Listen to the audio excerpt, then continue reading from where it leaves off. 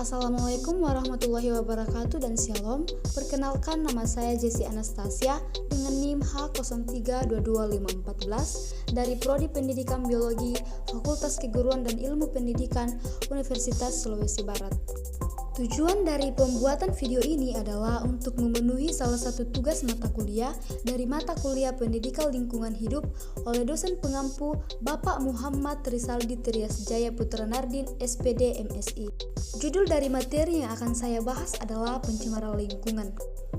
Pencemaran lingkungan adalah perubahan besar pada kondisi lingkungan akibat adanya perkembangan ekonomi dan teknologi yang melebihi batas ambang ekosistem sehingga meningkatkan jumlah polutan di lingkungan. Faktor yang menyebabkan terjadinya pencemaran lingkungan adalah peningkatan jumlah penduduk dan kegiatan eksploitasi alat tak terkendali serta adanya industri yang tidak dikelola dengan baik. Pencemaran lingkungan dapat digolongkan dalam 3 bagian, yaitu pencemaran udara, pencemaran air, pencemaran tanah. Pencemaran udara dapat berupa gas dan partikel. Gas ini bersifat racun, terdapat di kawasan gunung berapi, bisa juga dihasilkan dari pembakaran minyak bumi dan batu bara. Pencemaran air dapat disebabkan oleh beberapa jenis, yaitu pembuangan limbah industri, sisa insektisida, dan pembuangan sampah domestik seperti sisa deterjen. Pencemaran tanah dapat disebabkan oleh sampah plastik, botol, karet, pecahan kaca, dan kaleng.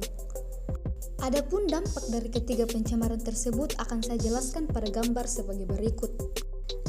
Gambar di samping menunjukkan terjadinya pencemaran udara karena adanya asap. Asap tersebut berasal dari asap motor, pembakaran batu bara, bahkan pembakaran hutan secara liar.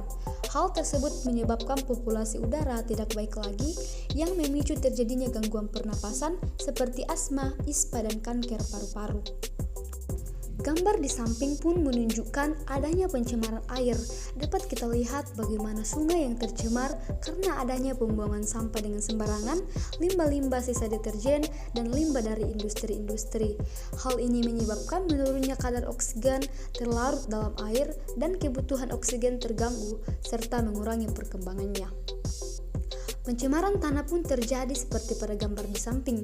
Adanya tumpukan-tumpukan tanah yang mengakibatkan popularitas tanah tidak baik lagi karena disebabkan oleh racun yang menyebar di dalamnya. Racun tersebut berasal dari sampah-sampah yang mengandung bahan kimiawi sehingga lingkungan tanah tidak lagi alami. Hal ini pun berdampak pada kesehatan manusia dan juga pada ekosistem. Nah, itulah materi yang dapat saya jelaskan.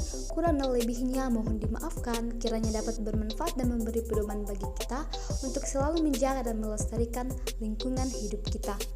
Jagalah lingkungan bukan hanya angan-angan tetapi tindakan. Tanamlah satu pohon untuk menyelamatkan ribuan makhluk hidup.